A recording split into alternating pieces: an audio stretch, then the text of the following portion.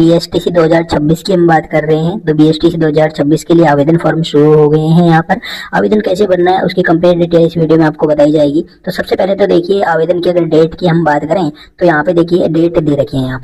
यहाँ पे 2 दिसंबर से आपके फॉर्म शुरू हुए हैं, 31 दिसंबर तक आपके फॉर्म है जो कि भरे जा रहे हैं। एग्जाम कब होगी तो इसकी डेट बाद में आपकी जारी हो जाएगी। ये यहाँ पे फीस दे रखी है इन्होंने, जैसे कि अगर आप लोग डीएलएड करना चाहते हैं, सामान्य से बीएसटीसी करना चाहते हैं या फिर संस्कृत कोर्सेज करना चाहते हैं तो आपकी 450 रुपये फीस है जो कि लगने वाली है। फिर यहाँ पे 500 रुपये भी फीस लगेगी। अगर आप लोग सामान्य और संस्कृत दोनों ही कोर्सेज से अपना फॉर्म फिलअप करोगे तो आपकी 500 रुपये लगेगी और एक कोर्स के लिए भरोगे तो आपकी 450 रुपये फीस लगेगी। चलिए बात करते हैं फॉर्म कैसे बनना है। फॉर्म फिलअप करने के लिए आपकी ये वेबसाइट है pre-dled-raj2026.com। इसका लिंक हम आपको नीचे डिस्क्रिप्शन में भी दे देंगे। जैसे ही आप इस पर क्लिक करोगे तो आपके सामने इस तरह का ऑप्शन आएगा फॉर्म 2026। इस पर आपको क्लिक करना है। जब आप लोग यहाँ पर क्लिक करोगे तो देखिए इस तरह का पेज आपके सामने ओपन हो जाता है। थोड़ी देर के लिए आपको वेट करना होता है। अगर नेटवर्क का इश्यू है तो थोड़ी देर आपको वेट करना पड़ सकता है। तो जैसे ही आप लोग यहाँ पे क्लिक करोगे तो यहाँ पे इस तरह के ऑप्शंस आपके सामने खुलने वाले हैं। यहाँ पे सबसे पहले आपसे गृह जिला पूछा जाएगा, जो भी आपका राज्य है तो आपको सेलेक्ट कर लेना। जैसे कि हमने यहाँ पे राजस्थान सेलेक्ट कर दिया। अब जो भी आपका डिस्ट्रिक्ट है वो आपको सेलेक्ट करना है। जैसे कि मानो हमने यहाँ पे जैसे कि जो भी डिस्ट्रिक्ट है वो सेलेक्ट कर दिया अपना। सेलेक्ट करने के बाद में यहाँ पे एग्जाम सेंटर भरवाया जाता है कि आप एग्जाम सेंटर कहाँ पे देना चाहते हैं। तो पहला एग्जाम सेंटर अपना जो भी आसपास है वो भर देना। सेकंड फिर इसमें से जो भी आपके सामने आते हैं उनमें से आप कोई सा भी है जो कि भर सकते हैं। जैसे कि हमने पहला दौसा भरा तो सेकंड हम इसमें क्या करते हैं जयपुर है जो कि भर देते हैं। तो इस तरह से आप लोग अपना एग्जाम सेंटर चूज कर लेना।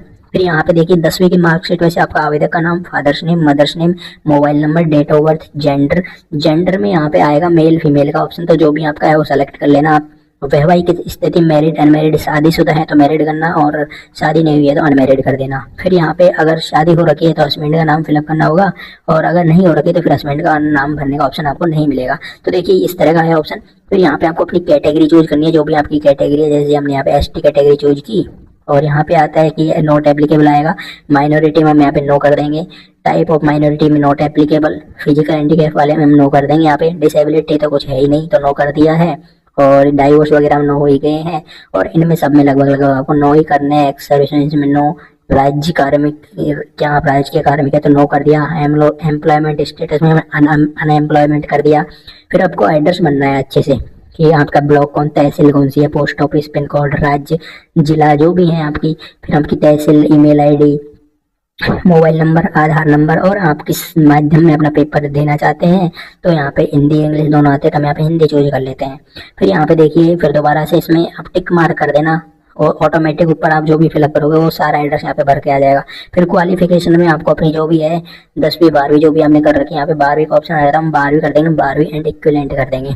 फिर यहाँ पे अल्प भाषा का आएगा, यस नो का दोनों ऑप्शन आते हैं तो हम यहाँ पे नो कर देंगे। यहाँ पे ऑप्शन दिया गया है कि कृपया ऑनलाइन आवेदन करने से पूर्व वेबसाइट पर विस्तृत दिशा निर्देश पढ़े, ध्यान रहेगी सबमिट करने के बाद में आपको यहाँ पे नहीं दिया जाएगा ऑप्शन। तो ये एएलपी भाषा में हमने यहाँ पे नो किया है। फिर हमको यहाँ पे ऑप्शन मिलते हैं आप किस से फॉर्म भरना चाहते हैं, जनरल से भरना चाहते हैं, संस्कृत से भरना चाहते हैं या फिर बौद्ध से भरना चाहते हैं। तो इस तरह के यहाँ पे ऑप्शन है। तो यहाँ पे देखिए ये ऐसे सारे दोनों ऑप्शन मिलेंगे। अगर हम यहाँ पे यस कर देते हैं तो देखिए यहाँ पे सारे ऑप्शन हैं होने को। तो यहाँ पे यस किया हमने एल भाषा में। फिर यहाँ पे इनमें से अगर आप अल्प भाषा इनमें से कोई सी भाषा है आपके पास में तो आपको यस करना है, अदरवाइज आपको क्या करना है इसमें नो ही करना है। अब हमने यहाँ पे नो किया है।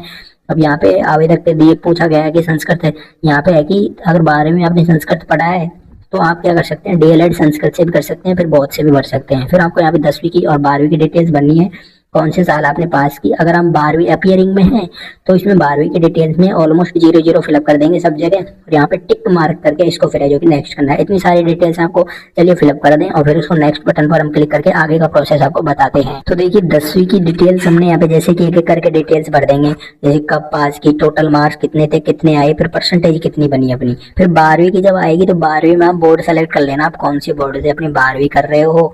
जो बोर्ड सेलेक्ट कर लोगे फिर हम यहाँ पे जैसे कि मानो हमने 2025 में, अभी हम 2026 में देंगे तो 2026 अपीयरिंग कर दिया और फिर 0 भर दिया। इस सब में रोल नंबर नहीं आए हैं तो यहाँ पे इनमें भी आप 0 है जो कि फिलअप कर देना, कोई दिक्कत नहीं है। फिलअप और नहीं भी करोगे तो इसको फिर आपको नेक्स्ट बटन पर क्लिक करना है नहीं करके। तो ये यहाँ पे 2025 करके इनमें 0 किया हुआ है यहाँ पे, तो ये 0 कर दिया यहाँ पे 2025।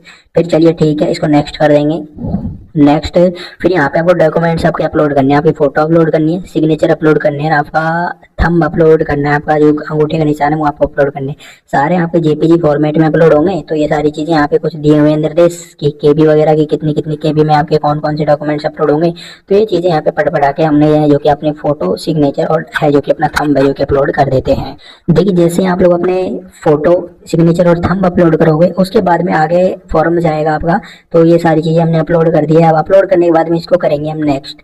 तो यहाँ पे नेक्स्ट करने के बाद में नीचे स्क्रॉल करोगे तो आपको अपनी बैंक डिटेल्स फिलअप करनी है। आप अपना सेल्फ अकाउंट लगा देना है, आपका अकाउंट ना, अकाउंट में नेम, आईएफएससी कोड, आपका बैंक का नाम, ब्रांच नंबर। तो ये सारी चीज के भर के अकाउंट डिटेल्स हमने फिलअप कर दी।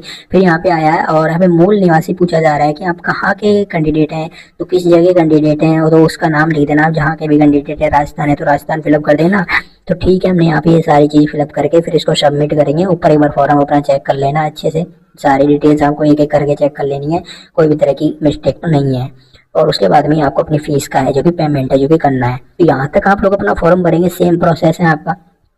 ये सारी चीजें आप डिटेल्स अच्छे से पढ़ लेना ध्यान से, कैंडिडेट की डिटेल में कोई तरह की मिस्टेक तो नहीं है ना। अगर नहीं है मिस्टेक तो फिर आगे आपका अपना फॉर्म है जो चेक चेक करना है। ये आ गया है यहाँ फॉर्म। चलो ठीक है, फॉर्म आने के बाद में इसको क्या करना है, इसका पेमेंट करना है आप लोगों को।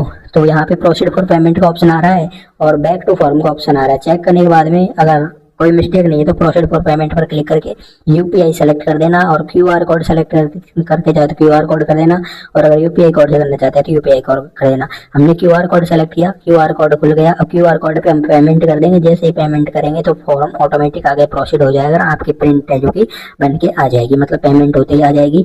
फिर आप फाइंड फॉर्म नंबर के थ्रू या फिर रीप्रिंट फॉर्म के थ्रू आपका फॉर्म है जो कि निकाल सकेंगे। रीप्रिंट पर क्लिक करेंगे, अपना एप्लीकेशन नंबर डालेंगे, डेट ऑफ बर्थ डालेंगे, प्रोसीड बटन पर क्लिक कर देंगे। आपका जो एप्लीकेशन फॉर्म की प्रिंट होगी वो आपके सामने निकल कर आ जाएगी। तो ये प्रोसेस था आपका BSTC application form.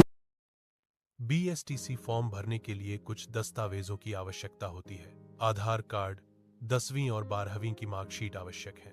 Bank passbook, photo, हस्ताक्षर, अंगूठा, निवास और जाति प्रमाण पत्र भी जरूरी है। कृष्णा कंप्यूटर में फॉर्म भरने की प्रक्रिया में सही तरीके से फॉर्म भरना शामिल है।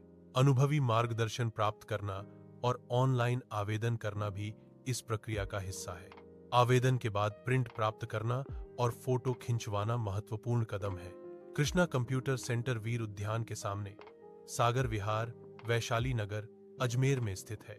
आप 7,35,74,25,305 पर कृष्णा कंप्यूटर सेंटर से संपर्क कर सकते हैं। अंतिम तिथि से पहले कृष्णा कंप्यूटर सेंटर से संपर्क करने का संदेश दिया गया है।